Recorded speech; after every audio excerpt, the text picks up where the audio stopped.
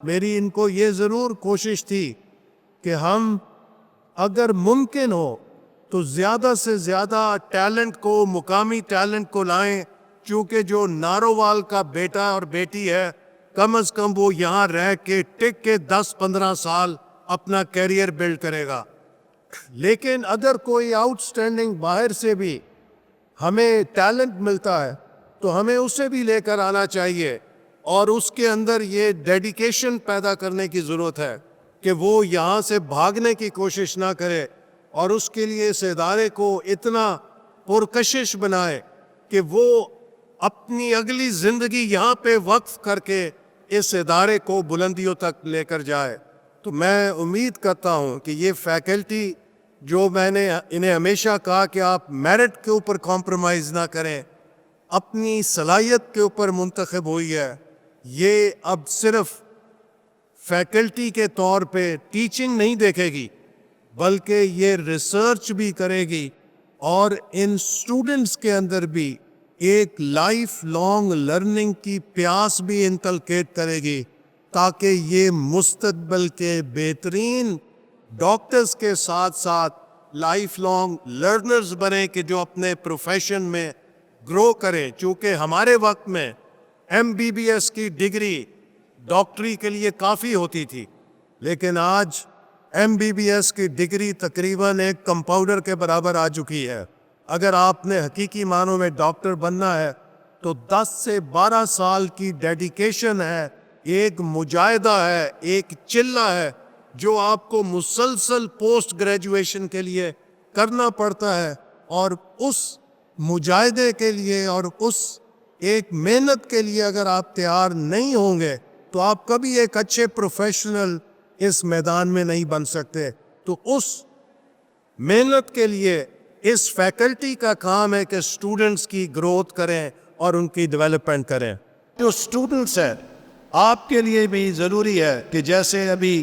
Doctor خالد گوندل صاحب نے بھی کہا کہ اپنی پڑھائی کے ساتھ ساتھ you must learn to balance your life. آج کے دور کا سب سے بڑا فتنہ جو ہماری زندگیوں کو تباہ کر رہا ہے وہ سوشل میڈیا ہے۔ سوشل میڈیا یقیناً اس کے کچھ اچھے اثرات بھی ہیں، لیکن یہ ایک بہت بڑا پھندا بھی ہے کہ اگر آپ اس کو پریسکرپٹیو لے لیں گے تو یہ آپ کو فریب کی طرف لے کے جا سکتا ہے، اور یہ آپ کو ایسی چیزوں میں الجھا سکتا ہے جو آپ کے لیے زندگی میں زیادہ کارآمد نہیں ہو سکتے۔ تو اس کے لیے میں سمجھتا ہوں کہ ہم سب آپ کی طرف اس بات کے متمنی ہیں کہ آپ ڈیڈیکیشن کے ساتھ اپنی پڑھائی کو اختیار کریں گے، اور اس ادارے کے فاؤنڈنگ کلاس کی حیثیت میں جب آپ فیلڈ میں جائیں گے تو لوگ اس بات کو دیکھیں گے کہ پہلے بیچ کا کیا کوالٹی تھی، اس کے اوپر اس ادارے کی ساکھ بنے گی۔ تو ان وے آپ اس ادارے کے فاؤنڈرز ہیں، اور میں امید کرتا ہوں کہ آپ بہترین صلاحیت کے ساتھ اپنی تعلیم پر توجہ دیں گے تاکہ آپ اس ادارے کی برانڈ علامت بن سکیں۔ آپ کے ساتھ اس ادارے کا برانڈ بنے گا، اور جو مستقبل کے طالب علم یہاں پر FSC میڈیکل کے ہیں، میں نے خاص طور پہ پری میڈیکل کے اسٹوڈنٹس کو دعوت دی تھی کہ آپ آ کر دیکھیں، آپ کا خواب یہ ہونا چاہیے کہ آپ بھی پری میڈیکل انجینئر اپنی FSC پری میڈیکل کی ڈگری میں اتنی محنت کریں گے، اتنے نمبر لیں گے کہ آپ اسی طرح وائٹ کوٹ پہن کے وائٹ کوٹ سیریمنی کے اندر شریک ہوں گے اور مستقبل کے مسیحا بنیں گے کر سکیں۔ آج پاکستان کو پازیٹیوٹی کی ضرورت ہے، پاکستان کو آپٹیمزم کی ضرورت ہے۔ آج سے 2 سال پہلے ہم ڈیفالٹ کے دانے پہ کھڑے تھے، آج الحمدللہ ملک دوبارہ بحالی کی طرف جا رہا ہے۔ انفلیشن 38% سے 4% پہ آ گئی ہے، جو دنیا پریشان ہے کہ کیسے ہو گئی ہے۔ پالیسی ریٹ جو بینکوں کا ہے وہ 23% سے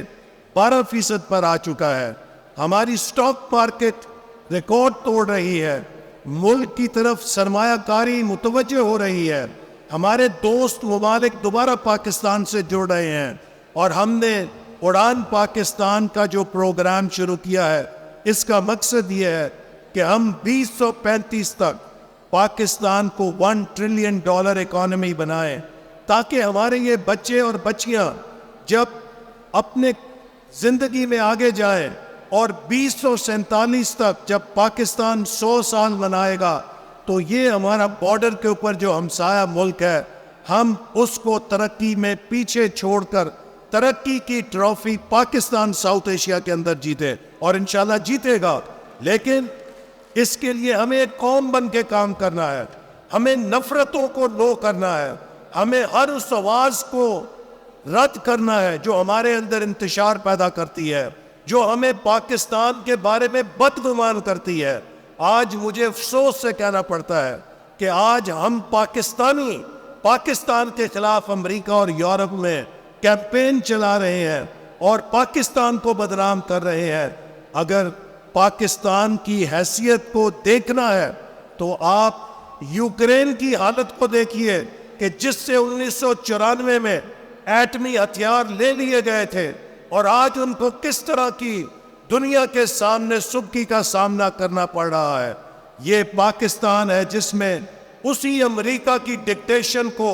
نو کہہ کے نواز شریف نے ایٹمی طاقت بنایا کہ آج پاکستان کے اوپر کوئی میلی نگاہ نہیں دیکھ سکتا۔ ہمیں قدر کرنی چاہیے اپنے ملک کی، ہمیں قدر کرنی چاہیے ان لوگوں کی جنہوں نے اس ملک کی خدمت کی ہے، اور ہمیں اس منفی سوچ سے نکلنا ہے